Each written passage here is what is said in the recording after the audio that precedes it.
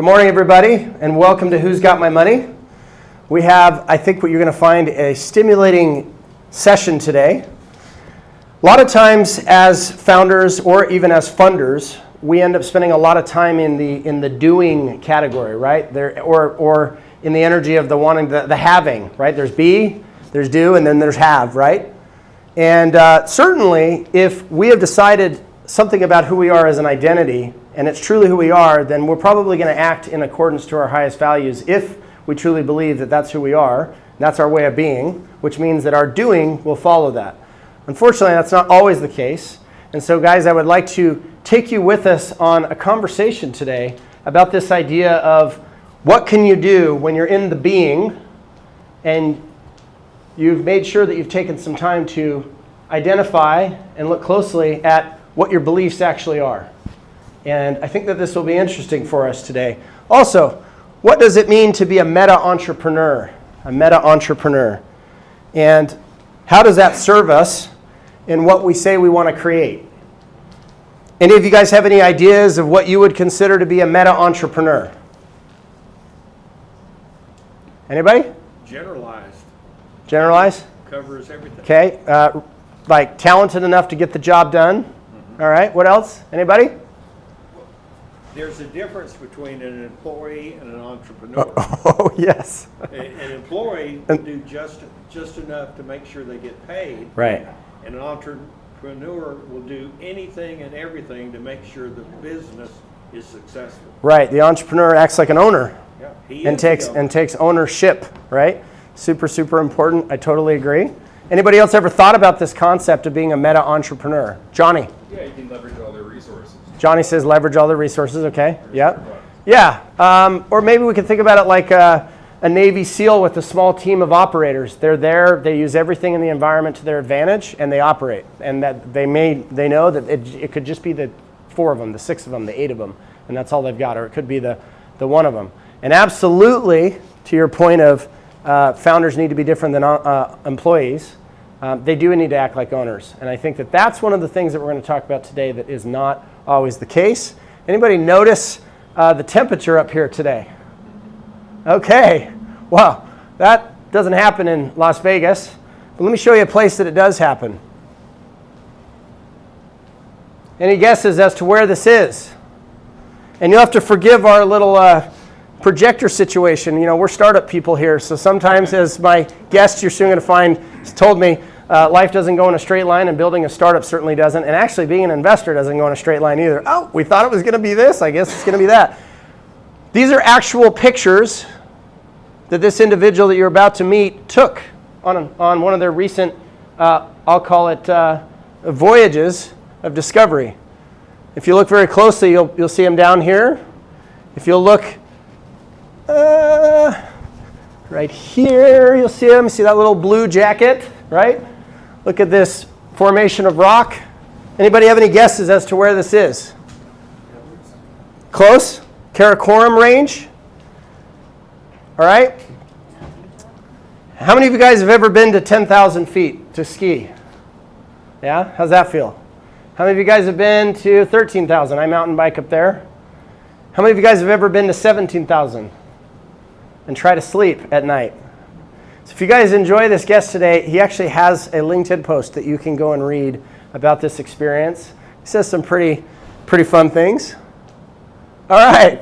So here's some stuff. We'll call this the Sanjiv vlog because he's here live today with us, about to join us. I call this the Sanjiv shenanigans, and the reason is because these are the kinds of pictures I get from him when we're texting back and forth, and he happens to be in some different place on the planet. Maybe we can get him to explain what's going on here. I don't know. But that looks probably pretty cold. I don't know what's happening.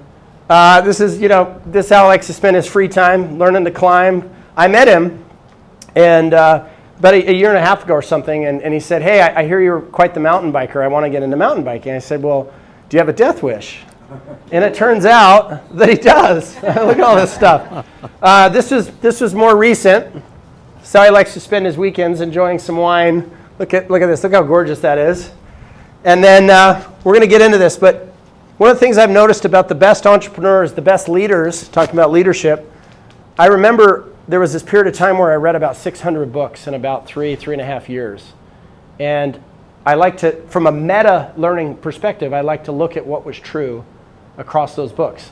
And what I realized, I read about 150 books a year. What I realized is that there are two things I noticed every leader in history or every entrepreneur that I'd like to be like or every master investor was amazing at. And that was they read their asses off. They valued books among everything else. The founding fathers of this fine country valued books over any other possession because of the knowledge, right? So all leaders read. They read and they read and they read. And the second thing they do is they pray, they meditate, and they visualize. So love to see that. This is Mr. Sanjiv. How many of you guys think that this backdrop is gorgeous? I do. This just makes my heart sing. I think it's gorgeous. The reason I wanted to put this up here, guys, is there are individuals you meet where there's something in their energy, there's something in their smile, and there's something, in my opinion, as you guys get a chance to meet him, you tell me if it's true, there's something in the eyes, the sparkle in the eyes. This person knows something. This person's had certain experiences. This person's been to battle, been to war, and still is smiling. As beautiful as this backdrop is, this is a very, very, very rough place to get to. It's not easy. When you see the mountain ranges, if you look closely, especially that first picture I showed you where it was just levels of mountain ranges, it makes getting anywhere very, very difficult. And so I think that it's beautiful.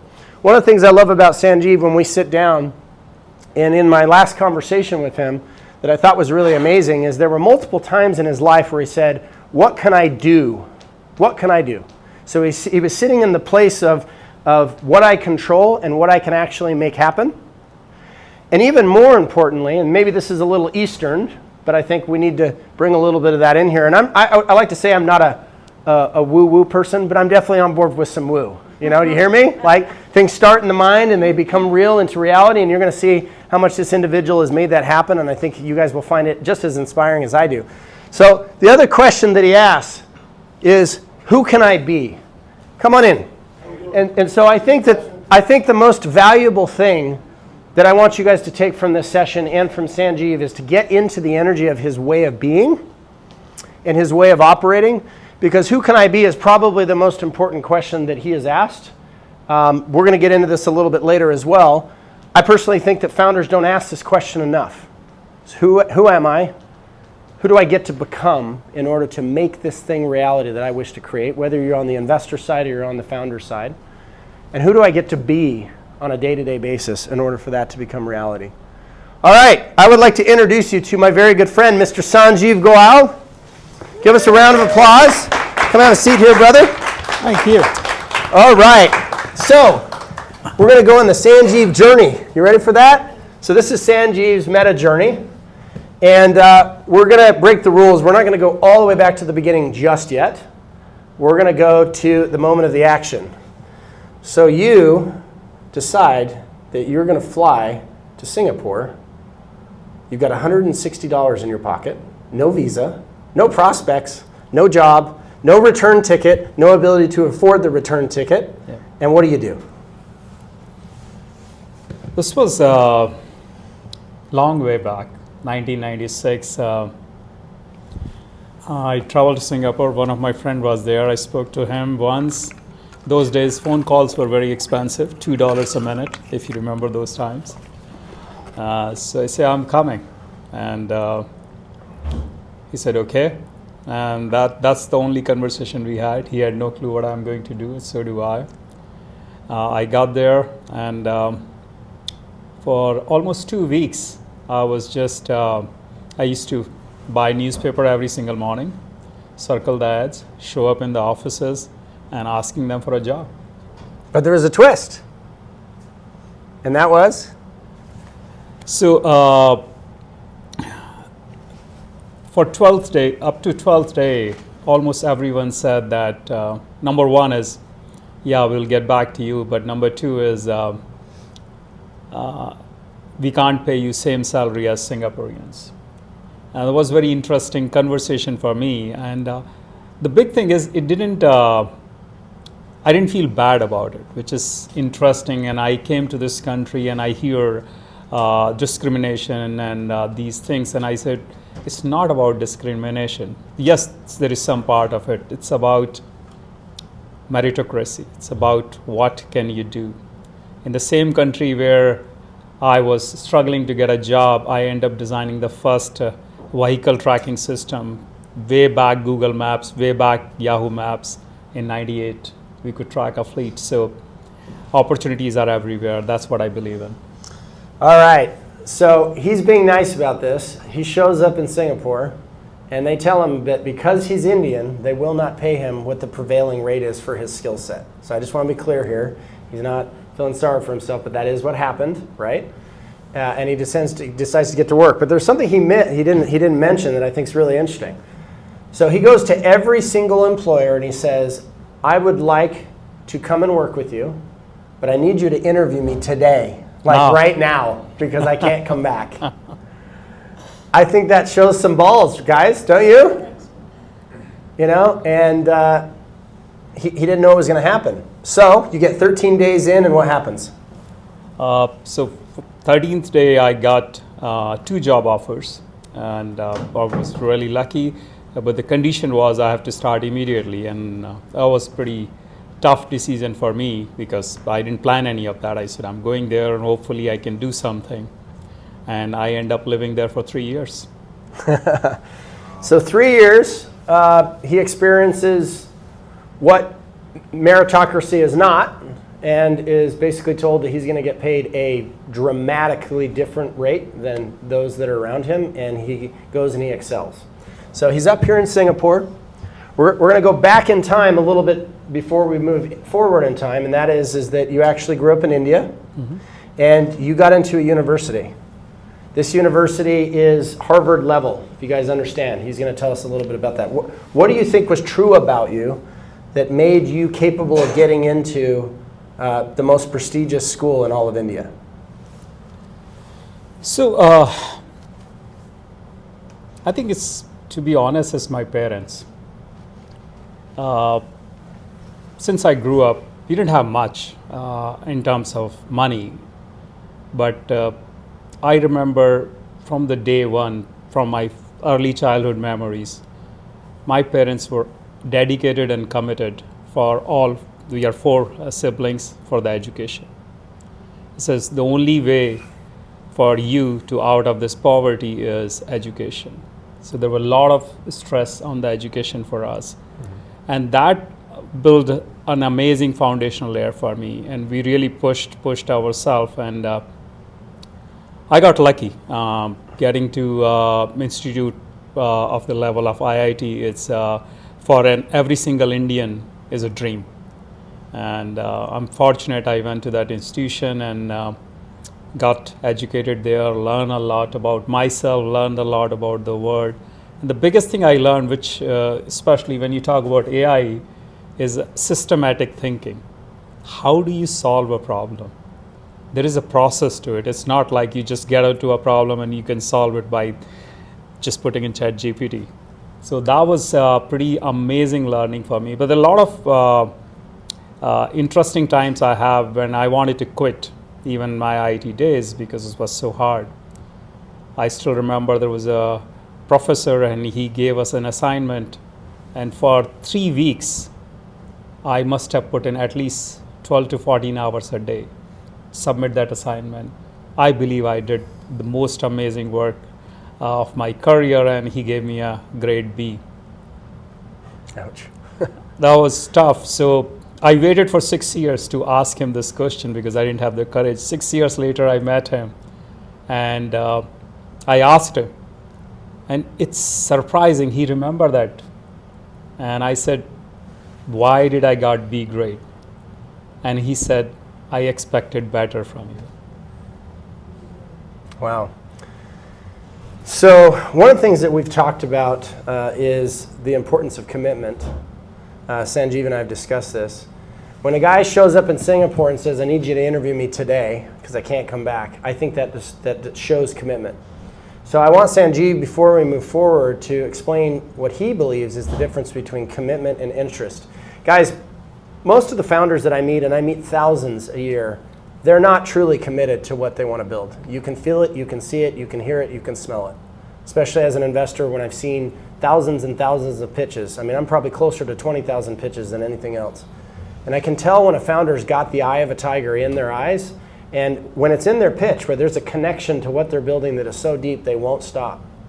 And I think there's a huge difference between being committed or being interested. Being committed or being interested. I think most people are interested in their lives, interested in their goals and dreams. They're not committed.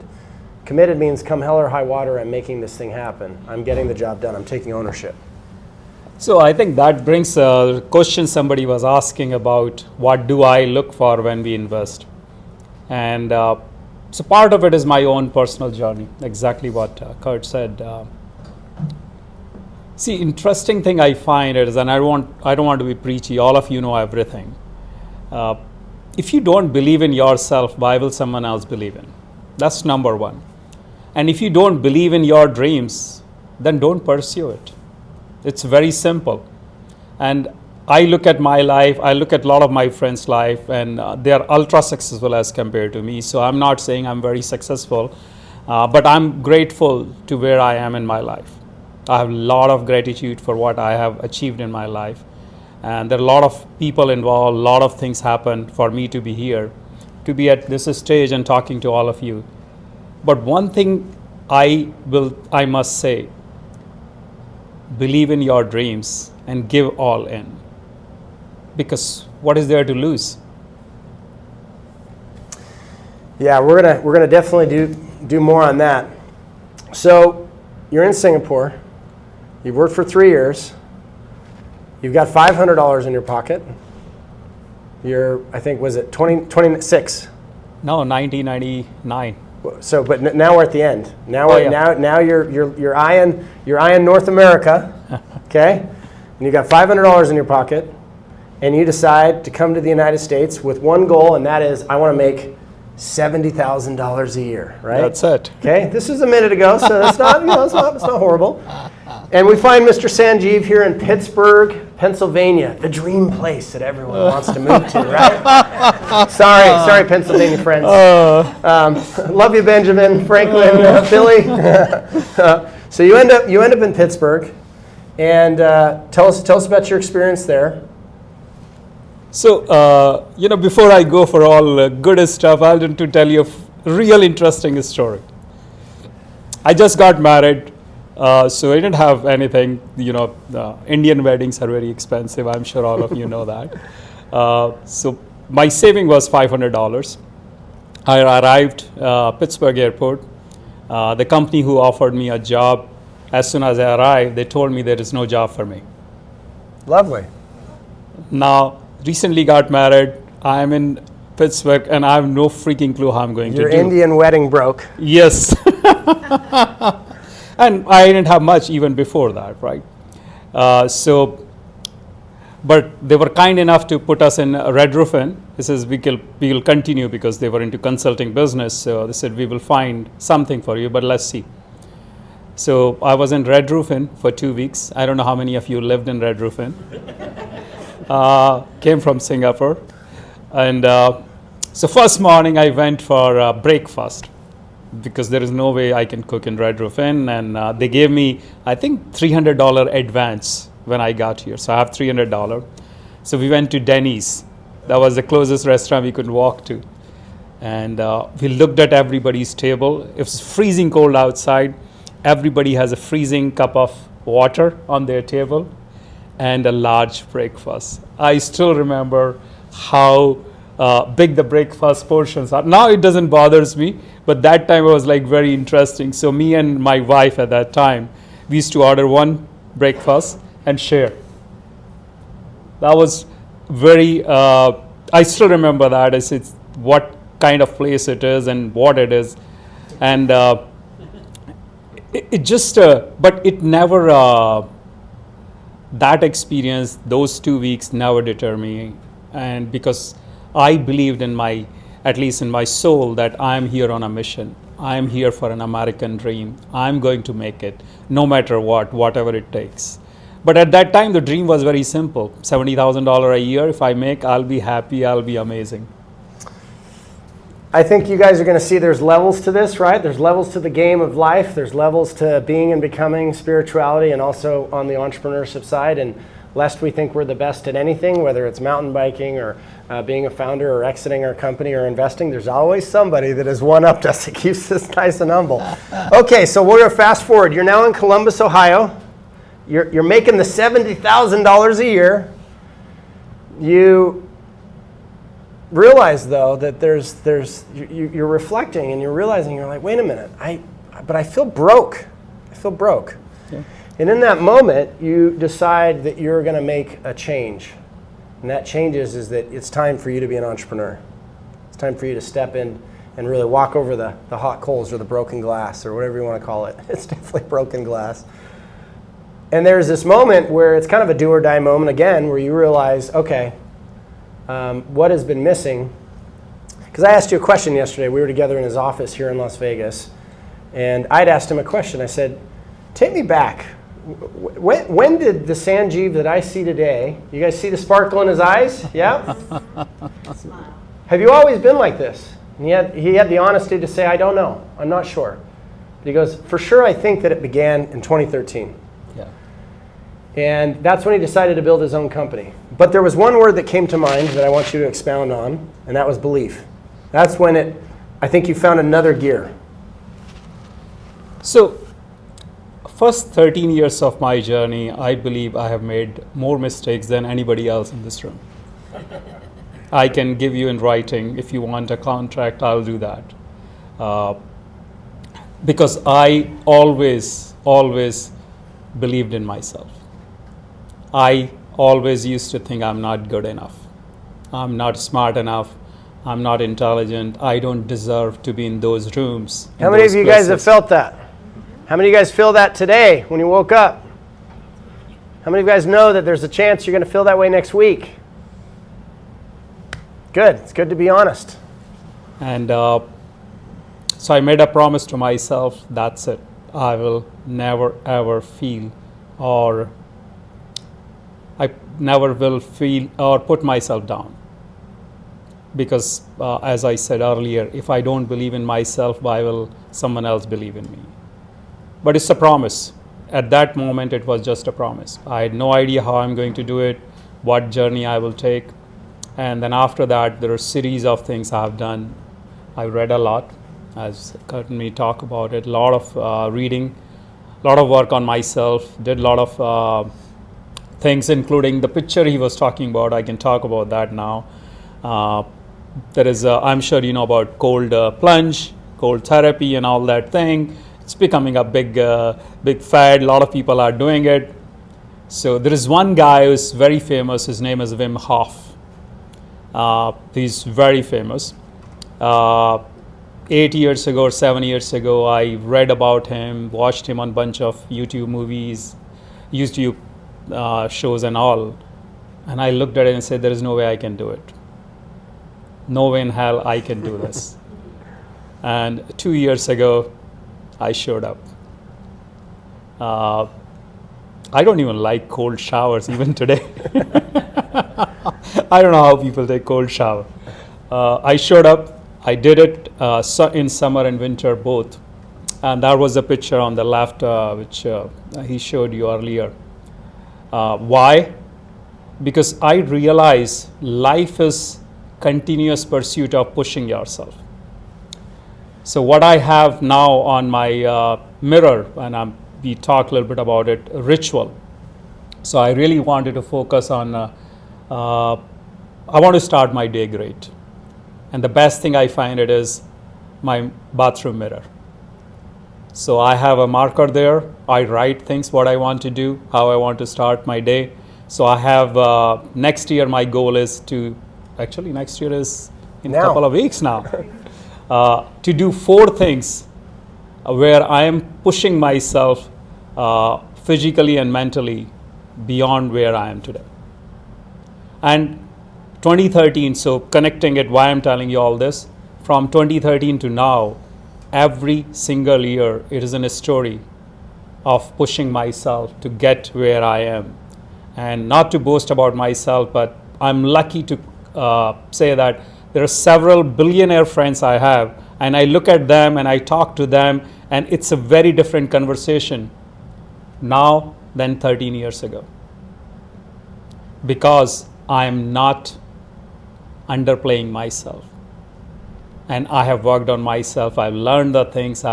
there are a lot of, it's not simple journey. In fact, he talked about meta entrepreneurships. So I have written the book. Manuscript is complete.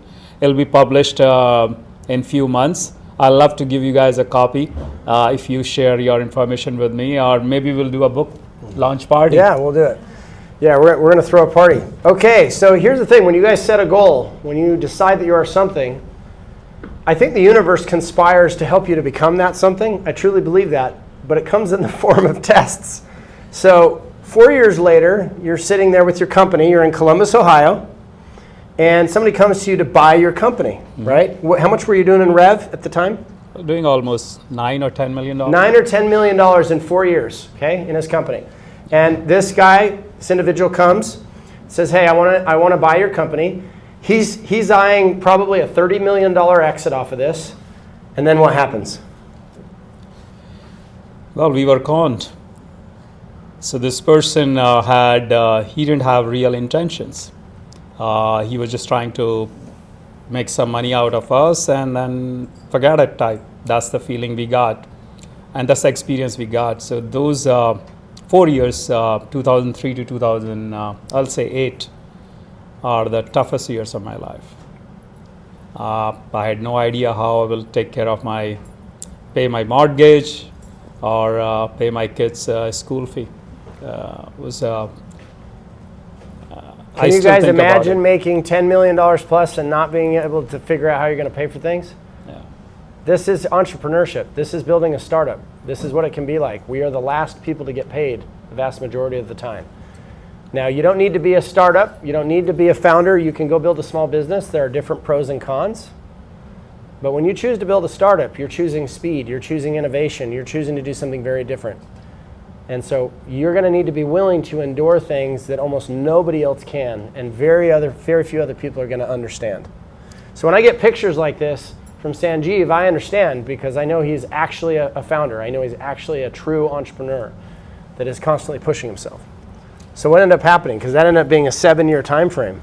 So almost 7 years it took me, because of course we all know what happened to America from 2008 to 2011. Those are, we all lived through that time, and it was really rough years for everybody. So only after 2011, we started, I got in the game. I started believing in myself. Hello. So there is, I can tell you a lot about my journey, but I think the moral of this story is you have to take a decision and you have to give your all in. And I have learned this from a lot of people. I don't know how many people have watched this movie, Rudy. It's a very famous football movie. He's a good friend. He lives in Las Vegas, if you guys know. I just spent a lot of time with him. And he talks about something very simple: never quit. And I said, Rudy, there are so many football players.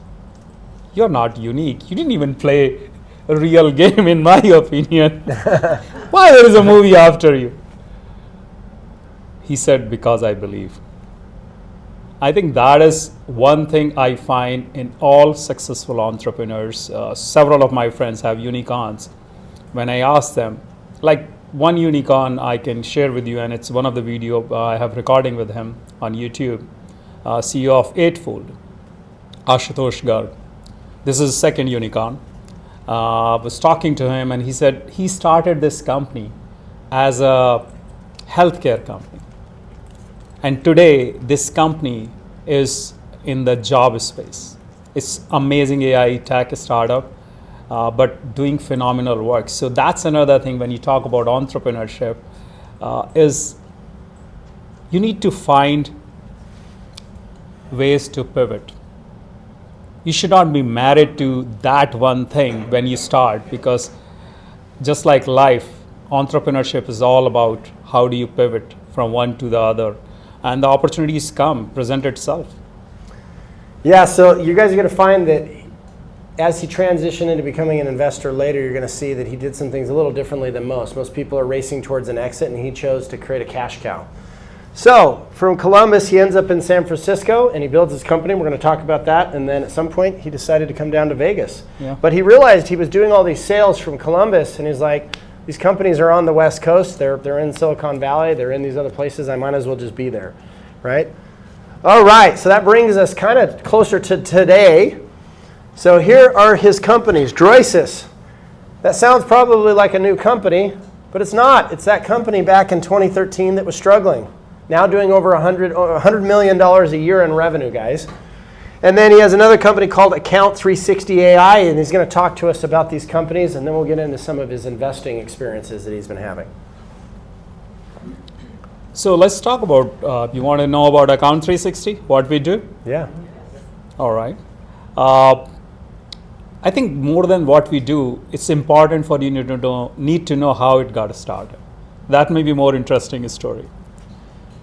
So 7 years ago, I was sitting with someone, and he recently joined one of the largest winemaker of the world.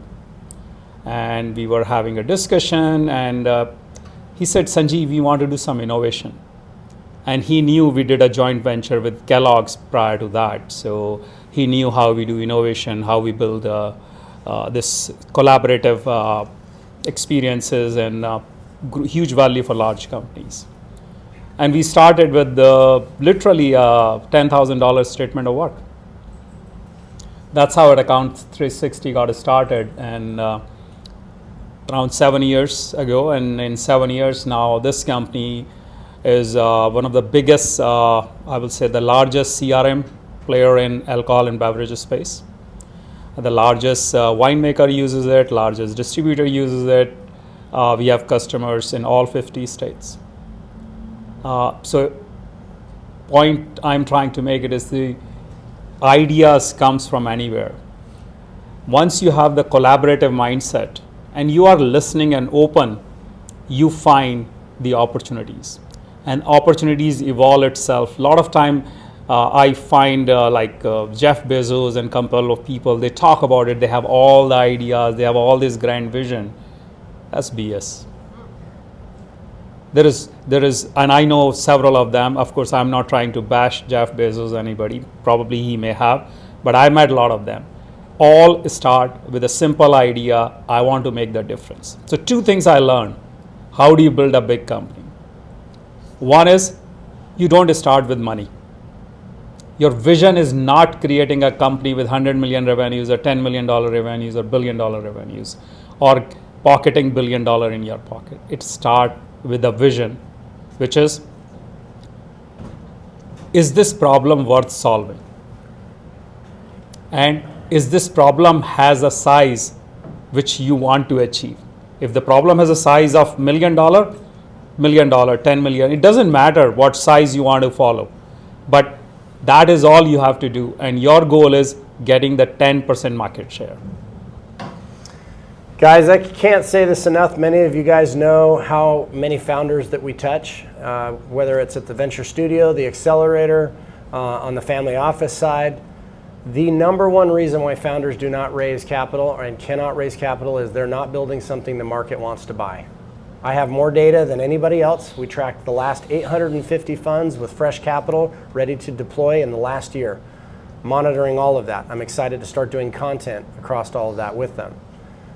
But in building accelerators, in dealing with thousands of founders and 300 founder cohorts, traveling to Dubai, bringing the best American founders to the largest startup and technology conference in the world, I can tell you with a lot of surety that founders don't take the time to make sure they're solving a very painful, immediate problem that somebody wants to give you their credit card before you try to build code. And in the world of AI, you can't hide behind product anymore, because now we can do things in very short time frames. So take the time to talk to hundreds of individuals that are in the niche to make sure you're solving the right problem. This is a software guy, and he's still telling you that. This guy knows how to build software. All he's done is software, and he's telling you problem comes first. So I want you to understand problem fit comes before product market fit.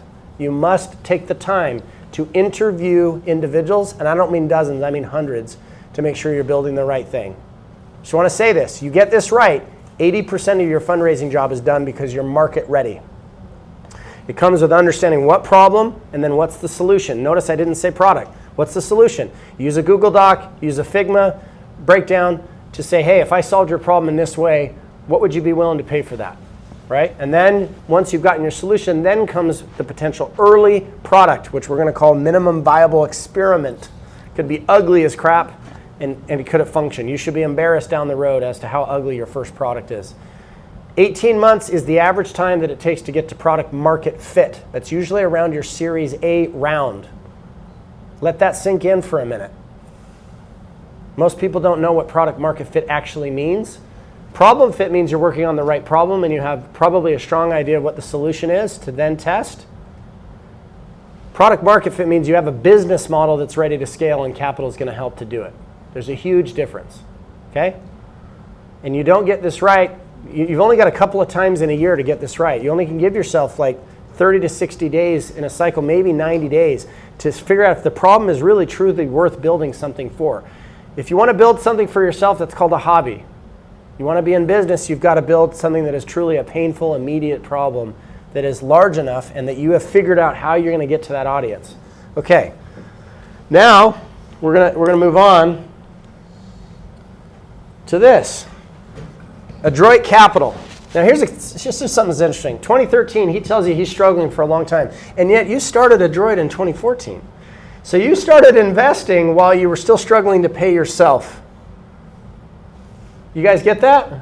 He still struggled for years and he's still investing. Talk to us about why you did that, and then we'll get into some of the things that you've done with Adroit and the funds. I realized early on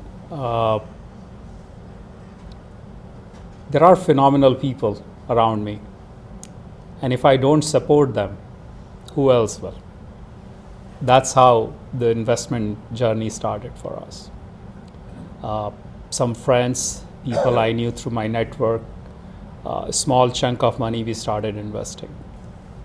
And some worked, some didn't work, but this is a very interesting lesson as an entrepreneur and a startup founder. I find if your close friends and family member, they don't believe in your vision, probably you should tweak it. Probably you should relook at it. Do they see the problem you're trying to solve is a real problem or not? And that was a big reason we started investing early on, when we were not even making enough money. And of course, check size keeps increasing where we are, but the journey started very small. Just the way, there is a, what is that say, a journey of 1,000 miles started with one step? Yep. Something like 1,000 miles with a single step. Single step. Starts with, yep. All right, so you do a couple of different things at Adroit. There's three major functions in the way you guys like to invest, so you're going to explain that. But, at a high level, the Frontiers Fund has raised $85 million across the companies. One of your syndicates you invested in was $124 million, which is the largest raise for a single company that you dealt with. 67 investments so far. So far, Yep. personally. Yep, personally. And 3 unicorns that you're personally invested in. And one of them that's about to pop, that's going to be nice and juicy. Awesome. Pretty exciting. Okay, so walk us through some of the highlights that come to your mind of what you learned in this experience and what has defined founders that were worth backing. So we had a conversation yesterday about a founder that uses a sob story to raise money. And it kind of irks you. You don't love that, right? So you want to tell us why, and then we'll get into some of the things you learned.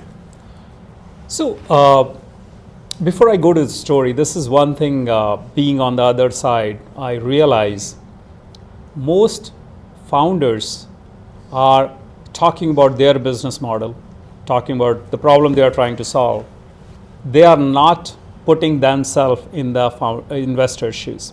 What is an investor really looking for? What is his challenges? What is his goal? What's his priority? They're so like almost drinking your own Kool-Aid kind of thing, and the whole pitch is about them, that how pretty I am, how amazing I am. That's one thing I find in a lot of pitches. How many marriages work out when one person only thinks about themselves? Seriously, when you take on an investor, you are getting married. So it's a mutual relationship. So when I look for an investment deal, founder is the most important thing. Yeah. We all believe in the investment community, ideas are dime a dozen. If a person is committed, dedicated, and he has passion to really solve something, he will find ways to solve it. We all know, especially in early stage, that there will be a lot of capital requirement. We all understand that. But what we find it is investors are so enamored with this idea and coming to this, the idea of your personal story matters, of course, because that's how the passion comes. So why are you trying to solve this problem?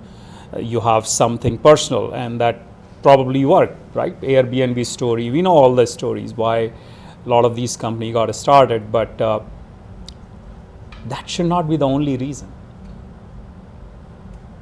That can't be the core of your pitch. Investor is looking for, can I trust this guy, number one? Is he committed enough to solve this problem?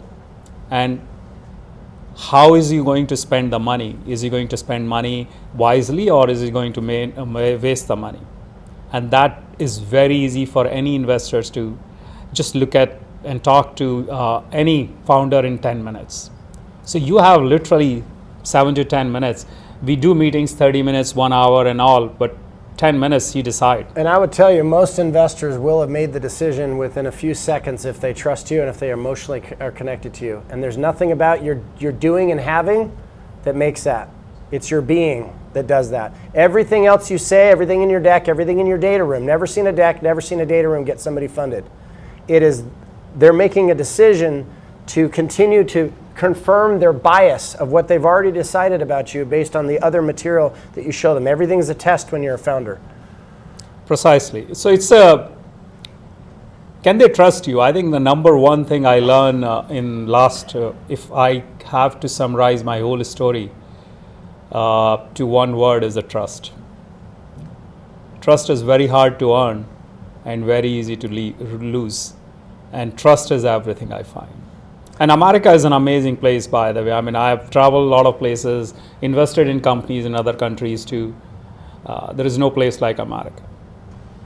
I just love the American spirit. I love the entrepreneurship here. All of you are, of course, an example for it, but personally, me and a lot of people. There is no country, no matter what anybody says, no matter what media says, do not believe that. This is still the best country to live and the best place to live and best place to start a company. So you're in Singapore and you experience essentially racism Yeah. or being discounted because of your skin color or where you came from. So tell us why America inspires you so much when it comes to two things, meritocracy, and the other one is what you call social equity. And why do you think the average individual here in the United States or even founder, because I remember I was in Europe last summer, not this summer, last summer I did a tour of Europe, all the ecosystem, came back and I started telling all the thousands of founders that we deal with, hey, you think you got it hard? Now, a lot of the founders we deal with are overseas, but many of them come from the United States. And I was like, if you think you have it hard, most of the founders in other countries wish for the environment that we have in the United States and to have a country with a constitution and origin story that is itself a startup, the first great startup in the world, in my opinion. And we didn't know if it was going to work or not. And it is still the place that entrepreneurs can be rewarded most for their efforts and their energy and their endurance.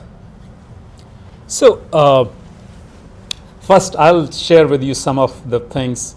As you grow old, you have some wisdom, I think. So I look at the problem, I look at the things, what's happening in the world, and especially even in Vegas, I come and walk on the streets and I see so many people living below poverty line and struggling.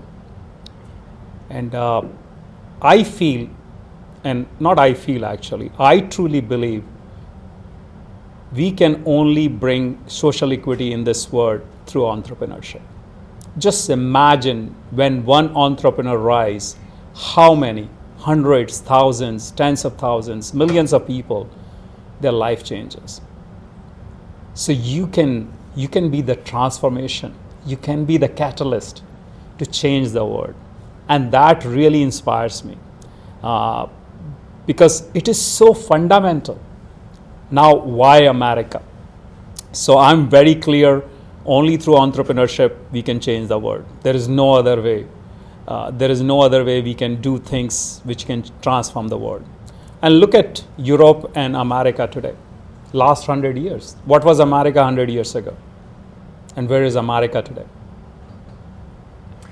If you guys were to add up all of the top companies in the world, and they were an economy, they'd be the third largest economy on the entire planet, and all 10 of those companies are in the United States. All 10 of them. And furthermore, not a single one of them is a private equity company or anything like that. For all the good that private equity can do, all of them are startups. I want you to think about that. Created from nothing. Many of them not ever raised money as well. Some of the biggest companies in the world never raised a dime. So don't use that as an excuse to think that you can't make it. Because as long as you're solving a problem that's really painful and it's very immediate, and people are signaling by the exchange of dollars, you probably got something. And you just have to continue to serve that individual and that group as well as humanly possible, and then that's typically when things tend to take off, is when you really nail it. When they're ready to give you their credit card, that's when it's real. Definitely. I cannot, because there is a lot of thing happening in politically and people talk about it. I don't want to talk about that. Well, I do want to ask something that's probably not PC, but we're not very PC. What would you tell the American government to do right now? Especially in this conversation of immigration and challenges with the future of the country. What would you tell the government to do? Or what would you tell almost any government to do? It should not just be for our brothers and sisters here in the US, right? We want to see everybody do well. That's a very tough question. Oh, I don't think it's tough. You gave me the answers the other day when we were talking. I think the word is about meritocracy. But what is meritocracy? That I want to define that. Meritocracy is somebody who takes an accountability of his own life. It starts from that. We're dangerously short on that in the world. And I would also say, unfortunately, we're dangerously short on that in the United States. So if you ever find yourself blaming the president, that's you being part of the problem. The economy is not your economy. All of the biggest companies that you can think of that you aspire to that are newer in the last 15 years were created in the last recession. Airbnb, Uber, we could go on. So if ever you're looking at something as bigger or greater than yourself, you are not looking at yourself as the focus and the locus of control in your own life. And no true founder does that, because every founder has to look at themselves as bigger than their current circumstances, right? 1886, James Allen said something pretty incredible. A man's circumstances do not define him, they reveal him. And you get to decide today, what's your identity? Am I a founder that gets it done no matter what? Pivot, pivot, pivot, take in feedback, get told that I'm not going to make it, and maybe that's all the difference I ever need to hear to say what is true about that statement that I get to shift? That's how meritocracy works. And this man is telling you guys that this is the country that rewards meritocracy more than any other country. In some of our conversations, one of the things you immediately said, you didn't think about it, was you said governments need to put individuals in learning opportunities at a young age to learn about entrepreneurship so they have the choice to understand the freedom that comes with the level of ownership that you're willing to bring. That's what you said. And the other side of that is we talked about immigration real quick. Now, again, I don't want to talk politics, but this country is great because of immigrants, in my opinion. Now, I also think that there's a fine line, but I think that the road that would be interesting for us to consider is, how do we allow those that want to come and add to this country to still come? You want to come and build? Please come. Tal always loves to walk in front of the camera every single time. So he won't do that next time, is my guess. We all learned. We love Tal. It's all good. This is Tal, everybody. So your perspective, you were, and it's interesting. There is no other, there's no Asian dream or this or that dream. There's an American dream. Now, why is it that this country is the only one that has that? You can speak about this better than anyone else. I can't imagine if you were not allowed to come here. Yep. I can't imagine the employees that would not have jobs. They would not be able to feed their families if you were not here. That does not mean I want people coming here incorrectly. I want to be clear. But I do believe, and I just want to say energetically, if you're talented, if you want to create something, if you want to love this country for what it is, and I mean love it, not say, if I have the same issue with Americans. If you don't like this country, get out of here. What the hell are you doing here? Don't tear the country down. But I believe that founders are some of the most valuable, here, that bring the most value. And by the way, guys, just so I can brag a little bit on the Indians, do you know how much Asians in particular, especially the Indians, the percentage of equity ownership in the largest companies in the world that they have? They're the most successful demographic in the United States, period. And when it comes to startups, they are among the largest and most successful of any of the immigrant groups. Are you including or excluding IIT? Exclude IIT, they're not. Well, this man went there, so. No, that's the point. Yeah. It's really IIT more than Sure. Indian. So he's talking about for those of you that couldn't hear, he's talking about one of the more successful schools that we talked about earlier. All right, we got to keep moving. Did you have any thoughts you want to share on that? You're being really polite today. Only thing I can say about immigration is it's a very complicated topic, and I consider myself global citizen. So one aspect of it is we created these boundaries, and every boundary, whether it's country or a state or continent and all, is created by humans. So I question that, but at the same time, I do believe there has to be a process. There has to be an order. And I believe the immigration has to be merit-based. We need to carefully look at our immigration system. And America not only we have to build the system. We have to build the process for whole world. People are looking up to us. I was in Davos last year in World Economic Forum, and there was a lot of conversation about what President Trump is doing, and people were asking me, but the biggest conversation in every room was, oh, America is doing this, now we have to follow, which was fascinating to me. I mean, 70 years ago, I don't think that was the conversation. 70 years ago, Europe was this big thing, European countries, all of them. But today, we are in this leading position, so we have a responsibility. Ask yourself if you're showing up as a leader. You're in the pole position. We just talked about Formula One fundraising last session. You're in the best country in the world to build a startup. What are you going to do about it? Who are you going to become? One of the things about Sanjiv, if you turn around and look at this, is see that smile on his face? This is in his home. He invited many of the founders here to a very special gathering, lots of amazing food. This is also another picture. These are the kinds of fun pictures you get from your friends when they're badasses. This was at 17,000 feet, guys. And so I thought it would be fun to just say, he's been trekking peaks and been doing entrepreneur expeditions since 2013, right?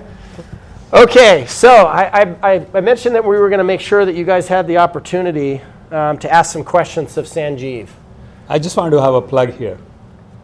So I'm going for the next hike in March, and we are going to do 20,300 feet. But why I'm telling you this story is more important.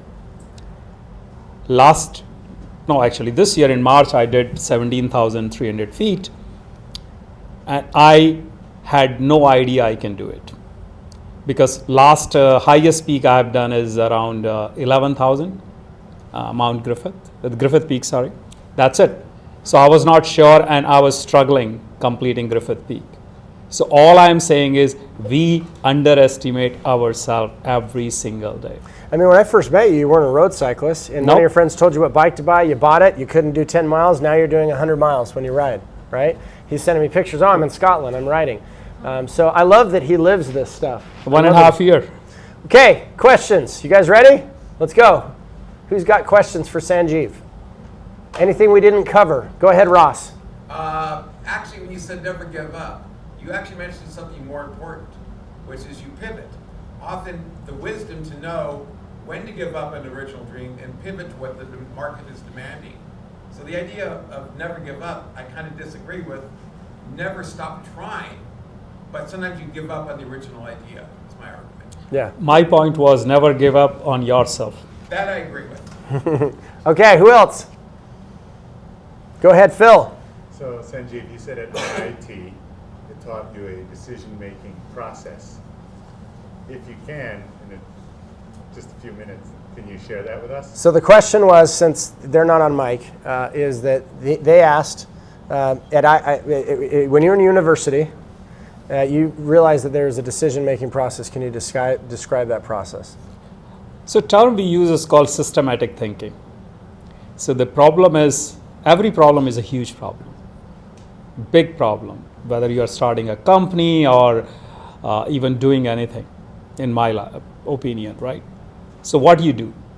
You take the problem and divide into chunks, and you are not focused on the whole problem. You are focused only on that small aspect of the problem.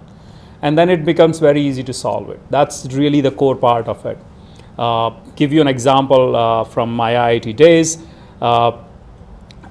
We had an exam next day, and we didn't study at all for that exam. Of course, last minute. So 3 of us, we got an assignment which nobody could solve that assignment from our plates and shell bending. That was the topic.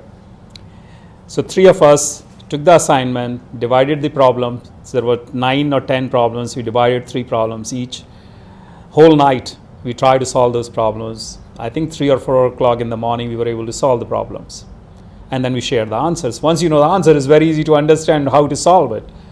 Guess what? That was our question paper next day.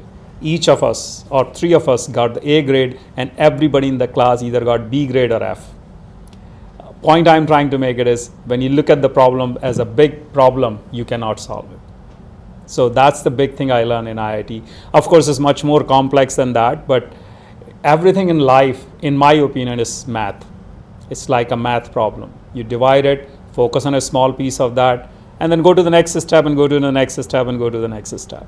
And can you guys see that pattern of character consistently compounding over time to create the results that Sanjiv has created in his life? Do you guys see that? Showing up for yourself? I'm not trying to make you guys fundraising about showing up for yourself. It's not that simple, but I will say this. When we've done the fundraising summits, we do these things called Raise fundraising summits. I interview 50 of the best fundraisers from all over the world. The average panelist has raised $100 million on the low end. Many of them casually say, I've raised 650 million, billion, whatever. And the first half of the interview is always formulaic so that a founder or a fund manager can understand how everyone from all over the world, from all different backgrounds, exits, fund managers, whatever, how they would respond to these questions. And then the last half is very specific to that individual, because these are people I've known for decades. There's one question, though, that is always the same, and I don't really like to say out loud what it is, but I think I have to because of the topic that we're in. There's one question that is probably the most important question, and it is the only question that every single investor or fundraiser or exited founder answers the same way. And that is, what do you wish a founder would ask you about themselves? Most founders, when they have questions for investors or entrepreneurs, it's about my project. Am I going to make it? Will you give me money? It's never about, do you think I'm going to make it? Not the project being good, it's, am I good enough? What do you wish founders would ask you about themselves, the way they show up? And every single investor said, I've never been asked that. I don't think founders want to know the answer. I don't, Now, this is not done in harm. This is not where I'm trying to get investors to say, are you willing to, degrade a founder? My point is that it's interesting that a founder's main job is to take in feedback and to adapt over and over and over and over, to decide what's true, what's not true, discard what doesn't work. You're a feedback machine. I think if there's a superpower, I talk about this a lot, that you can have as an Avenger founder, it is literally adaptation must be your best friend. You're a feedback machine. And if you're not willing to take personal feedback from someone that probably is rooting for you, And you may never hear the words, I don't think you're going to make it, because of the way you're showing up. That might be the one question that saves your entire career. That might be the one thing that changes you, because I think most investors, most individuals that might be a little bit further in the journey than you, they want you to make it. Founders are a special kind of crazy. I don't think any of us want founders to fail, but we want you to be able to fail forward. So, you did something you said is probably the hardest thing you've ever done. I asked you about all your trips this year. And please be thinking of your questions, but in the silence, we're going to talk about your 13 days of silence that you just came back from. So what did you learn about belief and being during those 13 days? Okay, give us the setup. No phones, no Wi-Fi, no conversation, no people, just you alone with yourself and your own thoughts. Woo! So it's a pretty amazing program. They have a few locations in America too. I came back just a week ago. So as soon as I arrived, they took my wallet, car keys, phone. No books, no notebook, no pen is allowed. So you are there just with you all the time. You are meditating for 10 to 12 hours. There is no figure, there is no picture, no religion, nothing. So what will you do? So it's about your journey inward. And what really happened, first 4 days are really excruciating, which is interesting to me that one big thing for me was... You said you couldn't sleep 4 days. Yeah, 4 days I couldn't sleep. And I realized, do I want to be with this person? And who has so much of anger, so much of greed, so much of all the vice, whatever you talk about. That roommate in your head? Yeah. I just keep going through that again and again and again. So it was like a very... and I thought I don't have those problems. I thought I'm perfect. My life is amazing. I have no problems. So even fifth day, I went to the teacher and I asked him, am I doing something wrong? Is this... He said, no, just continue, focus on the technique, which is very simple technique actually. Just focus on your breath and nothing else. There is nothing fancy, which is surprising, but can you do that even for an hour at your home? And I'm struggling after coming back. But the big part of that experience is we don't listen to ourselves. We are so covered with outside noise and outside things, and doesn't matter whether it's a social media or newspaper or articles or podcast and everything else. I'm not saying these are bad or I'm against any of these, but we have to stop and listen to ourselves. That's what I realize, that I'm not listening to myself. I don't, and it gives me a lot of clarity. In fact, I took a lot of decisions which I will start implementing now. Actually, I already did. And we are making a lot of changes in work. We are making a lot of changes in other things. But point is, take time off. Just be with you. No distraction. Try spending even a couple of hours on weekends, and you will be amazed what your inside voice tells you. So how does this come into your, we'll get with you, Tal. How does this come into your way that you decided to build your company? Because you could have exited, I'm sure you've had offers. Yeah. And what you told me when we were discussing this the other day is that you really kind of believe in building a company that just continues to grow and is durable versus a company where you're just trying to sell it. Not to say that selling your company is wrong, especially if you have a bunch of shareholders, they're going to need a liquidity event. It's a different conversation. But why growth in building a great company and a durable company over an exit? So look around. Google, Yahoo, Amazon, all the great companies, if you look at, they were not built for an exit. They were built to solve a problem, solve a big problem, and the founders believe in solving that problem. So what really happened when you have that mindset, your actions are very different, because you have to be patient with the universe. I truly believe in that. If you're not patient with the universe, you're pushing and things may or may not happen. Of course, you should have timeline, you have to have things to do, you should have goals, you should have all that plan in place, but if you're not patient with the universe, because you don't know how things will turn out. Nobody knew what is happening today, especially when we talk about tariffs. A lot of companies are still figuring it out, right? So things comes, economy changes, world will change. Now AI, who knew about AI? Now AI has completely changed. So big thing is, one is be patient with the future, and universe will conspire for you to achieve whatever you want to achieve.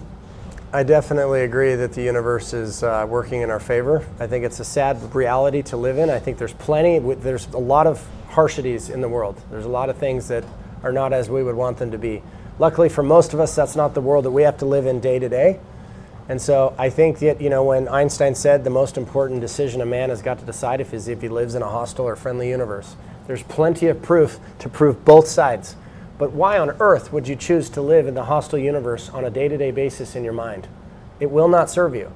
And so I think checking in is so when we talk about being a meta entrepreneur, most of us, we live right here instead of here and up here, right? When you look at yourself as a meta entrepreneur, I think you start to look at things quite differently in general. If you guys want more on this topic, if you're enjoying this, of course his book's going to be available, and if you guys get in touch with me, we'll make sure, and we'll announce when we're going to do the get-together. But the other thing I was going to mention is there's another author that writes on this topic of this being and becoming, and you could think, oh, this is a bunch of woo. Oh, okay, great. The guy's exit, the first exit was $100 million. He was the only employee. This was before AI. And then if you thought that this was a fluke, he's done it multiple more times. Over $300 million worth of exits in this idea of being and becoming. Author's name is Trevor Blake, and his first book is called 3 Simple Steps. I'm happy to make it available to you guys on audio. I have shared this book far and wide, and I look forward to building a relationship with Trevor. He spends most of his time now trying to defeat the hustle culture that he thinks most people are in. Now, that doesn't mean I don't think you should be intentional, work hard, have timelines. But sometimes we're too busy being busy than we are in actually being intentional and moving the ball forward. Okay. Real quick, before we get to a group picture, and we've got a few questions, I just want to share, we have a partnership with a really great outfit called Code Launch. A bunch of our founders joined this last year. What it is it's a contest. It's a free accelerator. It's also equity free. You guys, if you're interested, you'll scan this. You need to do this pronto because the timeline's coming up here pretty quick. But there's a contest for you to get all of your code built for your venture. Equity free, and there's no cost to the accelerator either. So this is called Code Launch. Shout out to Jason and the team at Code Launch. And tell all your friends about it. If you've got friends in Canada, there's a later date and time for that, I believe in May. And if you have, as I do, many friends in Latin America, that's also coming in May. But if you're American, you're an American founder, and you want to come and compete in this, it's awesome. They put you on an online accelerator. There's also hackathons, and then it leads up to a big bash that is put on in April to decide who gets to get their code built, and then they do the big finale in November. So if you guys are interested in this, if you guys know a bunch of founders, I'd love to work with you to get those founders signed up as soon as possible. The deadline is sometime in January. I'm not going to tell you when because I want people to sign up now. In my opinion, 2026 has already began. All right, also, some of you guys know about some of the organizations that I've been building for the last many years. Mainsail is our family office community. We've done 8 F1 events. You guys are going to be seeing a lot more investor-to-investor content coming from Mainsail. Think of Mainsail as the trusted source for the next generation of family offices, mostly the millennials that are taking over. How do they think about investing in private equity and venture? What do they think, and how are we guiding them to understand the changes in AI, blockchain, fintech, property tech, private credit, real estate, hospitality, sports and entertainment, these kinds of things. These are the conversations we have daily. These are the kinds of events that we do on the Mainsail side. And then, of course, many of you guys know I have a venture studio. It's actually called Venture Forge. So we work with problem children portfolio companies of family offices and private equity groups. And then we build our own ventures, mostly that deal with capital tech. Things like fundraising platforms. I'm working on a sponsorship platform, working on some government contracting platform stuff. And then a concept that I really believe is very important called media capital. I really believe there's not enough education and there's not enough clear content around how the game of capital is rigged. It is 100% rigged. You guys hear me talk about this a lot. You either know how to rig it or you don't. And so I am finally going to be spending way more time and energy on the content side. And so I'm excited to be introducing you guys to some of the most innovative capital minds on the planet. Okay, there was another question. Tal, go ahead. Yes, a question about intuition. What role and where does it fit into decision making? Intuition. So I'm a big fan of Wayne Dyer, if you know him, and he has it's a quote in one of his book. One of his like 35 books. One of his They're 35 awesome. book. And he says, if prayer is your way of talking to God, what is intuition? It's interesting. And that is why I talked about is you're not listening to yourself. Your body tells you what is right, what's wrong. We don't listen. All right. So I got a final question, and actually Sanjiv and I have this final question for you. We'd love to get a group picture together. Sanjiv's actually got a scoot, so you can look forward to meeting him in person and talking to him more at the book launch. But the question is, will you become Meta? Are you willing to become that? Is that something you're willing to think about? What changes you can make? And sometimes it's small changes that really turn into the changes that create everything, especially consistently compounding over time. Anything you want to share on that?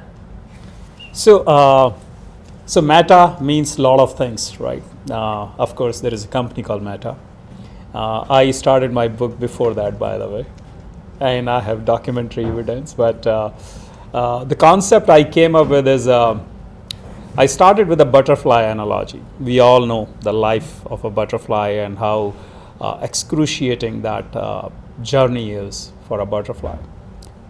But what people don't know is eagle has a similar journey. Not many people know. At the age of around 40, 45, eagle goes and breaks his beak, pull all his feathers because it's not good enough to fly. And I truly felt that's the journey of entrepreneurship. It depends how far you want to go. There will be moments when we talk about pivoting in your life when you run a company where you want to change the direction of the company. And that's, to me, that is the meta. All right, guys, welcome to Who's Got My Money. Come down and get a group picture with us. Thank you. Give a round of applause to Mr. Sanjiv, please. Sure. Oh, yeah. He was mentioning that. Okay, don't be shy. Come on down quickly.